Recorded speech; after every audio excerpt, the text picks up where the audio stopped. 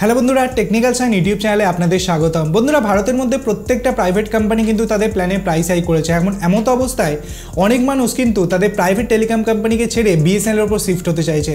হতে পারে বিএসএনএল এর উপর তারা পোর্ট করতে চাইছে বা নতুন বিএসএনএল এর সিম কার্ড নিতে চাইছে। তো এমতো অবস্থায় বিএসএনএল কোম্পানির তরফ থেকে একটা দুর্দান্ত খবর আমাদের সামনে বেরিয়ে এসেছে, যেখানে বিএসএনএল কোম্পানি কিন্তু তাদের 4G সার্ভিসটা ধীরে ধীরে বিভিন্ন জায়গায় অফিসিয়ালি লঞ্চ করছে। যদিও বিএসএনএল কোম্পানির তরফ থেকে একদম প্যান ইন্ডিয়া 4G লঞ্চের কোনো অ্যানাউন্সমেন্ট করা হয়নি, কিন্তু রিজিওনাল বেসিস বিএসএনএল কিন্তু তাদের 4G সার্ভিসটাকে অ্যাক্টিভেট করছে এবং তার জন্য বিএসএনএল কিন্তু বড় বড় অ্যানাউন্সমেন্ট এখানে করছে। আমি সম্পূর্ণ ডিটেলস এই ভিডিওতে আপনাদের সঙ্গে শেয়ার করব। আসুন ভিডিওটাকে শুরু করা যাক। যদি আপনি বিএসএনএল এর সিম কার্ড নিতে ইচ্ছুক হন বা আগামী দিনে আপনি যদি ভাবেন কি বিএসএনএল এর উপর শিফট করবেন, তো এইটা সঠিক সময় বিএসএনএল এর উপর শিফট করার। আসুন ভিডিওটাকে শুরু করা যাক।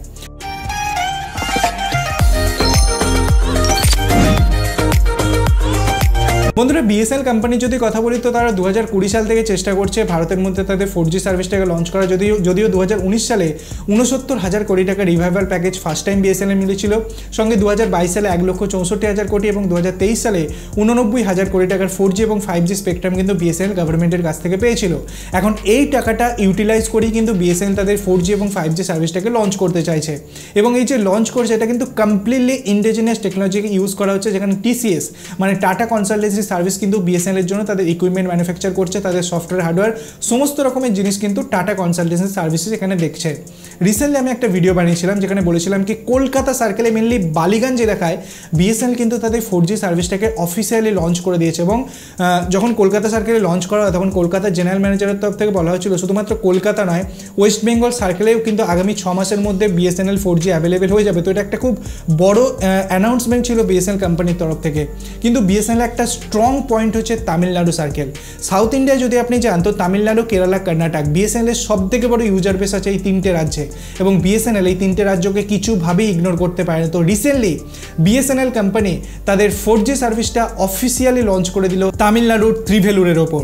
এখন এই যে 4G সার্ভিসটা লঞ্চ করেছে এখানে কত খরচা হয়েছে, কে ফান্ড করেছে, সম্পূর্ণ ডিটেলস এই ভিডিওতে আমি আপনাদের সঙ্গে শেয়ার করে দিচ্ছি। বন্ধুরা, ত্রিভেলুরের মধ্যে শুধুমাত্র ত্রিভেলুর জায়গা নয়, বিএসএনএল তামিলনাড়ুর অনেক এমন ডিস্ট্রিক্ট আছে যেখানে এখনো পর্যন্ত কোনোরূপ ইনফ্রাস্ট্রাকচার পৌঁছায়নি, কোনোরূপ নেটওয়ার্ক পৌঁছায়নি, সেখানেও কিন্তু বিএসএনএল তাদের 4G পরিষেবাটা চালু করেছে। এবং এই যে ফান্ডিংটা করা হয়েছে এটা ইউএসওয়ে মানে ইউনিভার্সাল সার্ভিস অব্লিগেশন ফান্ডের ফান্ডিং করা হয়েছে। এখন ইউএসওয়ে ব্যাপারটাকে আমি একটা ছোট্টভাবে বলে দিচ্ছি।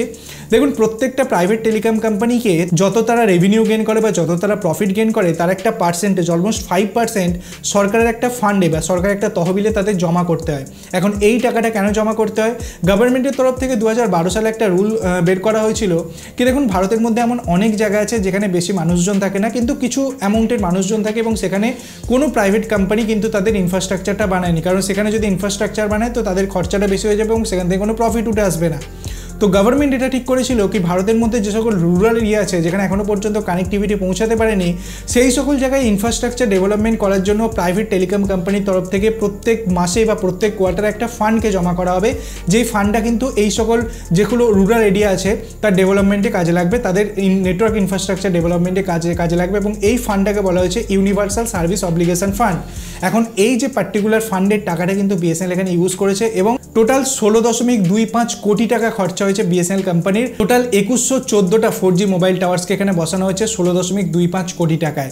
বন্ধুরা, এই যে ফান্ডিংটা এটা কমপ্লিটলি ইউএসএফ এর ফান্ডিং। এর ফলে মেনলি ত্রিভেলুর এলাকায় কিন্তু বিএসএনএল তাদের 4G সার্ভিসটাকে অলরেডি লঞ্চ করে দিয়েছে। হ্যাঁ বন্ধুরা, বিএসএনএল তাদের 4G সার্ভিসটা ত্রিভেলুর এলাকাতে লঞ্চ করে দিয়েছে এবং ধীরে ধীরে পুরো তামিলনাড়ুর মধ্যেও কিন্তু বিএসএনএল তাদের 4G সার্ভিসটাকে খুবই তাড়াতাড়ি নিয়ে চলে আসবে। এখন এটা বিএসএনএল এর যে ইউএসওয়ে প্রজেক্ট, সেটা প্রজেক্ট 9.2 এর মধ্যে কিন্তু এই পার্টিকুলার কাজটা হয়েছে এবং আগামী দিনে বিএসএনএল এর টার্গেট আছে কি ভারতের মধ্যে টোটাল ফার্স্ট ফেজে 1 লক্ষটা 2G 3G মোবাইল টাওয়ার্সকে 4G তে আপগ্রেড করা হবে, সঙ্গে নতুন 4G টাওয়ার্সকেও এখানে বসানো হবে।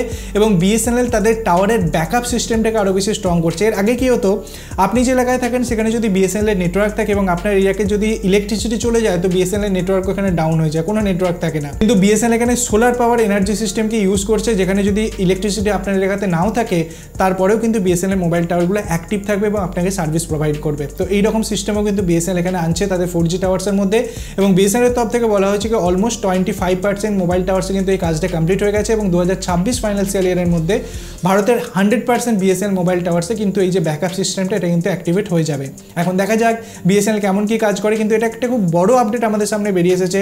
তামিলনাড়ু ট্রিভেলুর এবং তার আশেপাশের ডিস্ট্রিক্টে কিন্তু বিএসএনএল অলরেডি 2114টা মোবাইল টাওয়ার্সের মধ্যে 4G মোবাইল টাওয়ার্সের মধ্যে তাদের 4G সার্ভিসটাকে লঞ্চ করে দিচ্ছে। আমি একটা ছোট্ট ভিডিও বানিয়ে সম্পূর্ণ ডিটেলস আপনাদের সঙ্গে শেয়ার করে দিলাম। যদি ভিডিওটা ভালো লাগে, নতুন কিছু জানতে পারেন, ভিডিওটাকে লাইক করবেন, বন্ধুদের সাথে শেয়ার করবেন, চ্যানেলটিকে সাবস্ক্রাইব করে পাশে বেল আইকন টিপতে ভুলবেন না এরকম ইন্টারেস্টিং ভিডিও রোজ দেখার জন্য। ধন্যবাদ বন্ধুরা ভিডিওটিকে দেখার জন্য, সবাই খুব ভালো থাকবেন।